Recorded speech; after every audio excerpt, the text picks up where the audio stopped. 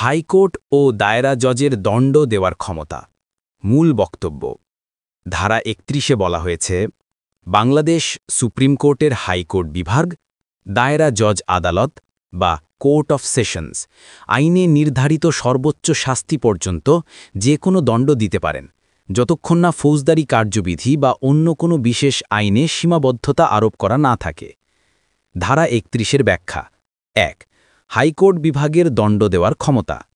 High court বিভাগ যে কোনো অপরাধে আইনে বর্ণিত সর্বোচ্চ শাস্তি পর্যন্ত দণ্ড প্রদান করতে পারে, অর্থাৎ মৃত্যুদণ্ড, যাবজ্জীবন, যে কোনো মেয়াদের কারাদণ্ড, যে কোনো পরিমাণ জরিমানা সবই হাইকোর্ট দিতে পারে।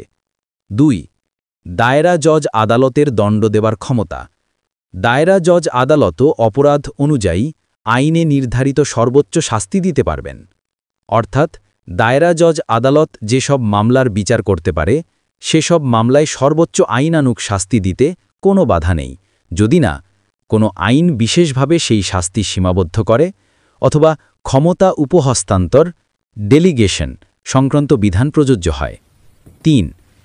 সেশনস জজ ও অ্যাসিস্ট্যান্ট সেশনস জজের ক্ষমতার পার্থক্য। ধারা ৩১-এর ব্যাখ্যার সাথে সম্পর্কিত। যদিও এটি ধারা ৩১-এ সরাসরি নেই, কিন্তু পরীক্ষায় ধারা ৩১-এর সাথে এটি তুলে ধরা হয়। সেশনস জজ সর্বোচ্চ শাস্তি দিতে পারেন death, life, any term. Assistant sessions জজ ১০ বছরের বেশি কারাদণ্ড দিতে পারেন না। জরিমানা যত খুশি দিতে পারেন, আইনের সীমার মধ্যে। সহজ উদাহরণ ধরা যাক, ধারা ৩০২ খুনের সর্বোচ্চ শাস্তি মৃত্যুদণ্ড বা যাবজ্জীবন। হাইকোর্ট এ শাস্তি দিতে পারে, দায়রা জজ এ শাস্তি দিতে পারে। অ্যাসিস্ট্যান্ট সেশনস জজ এ শাস্তি দিতে পারবেন না, কারণ ক্ষমতা সীমাবদ্ধ।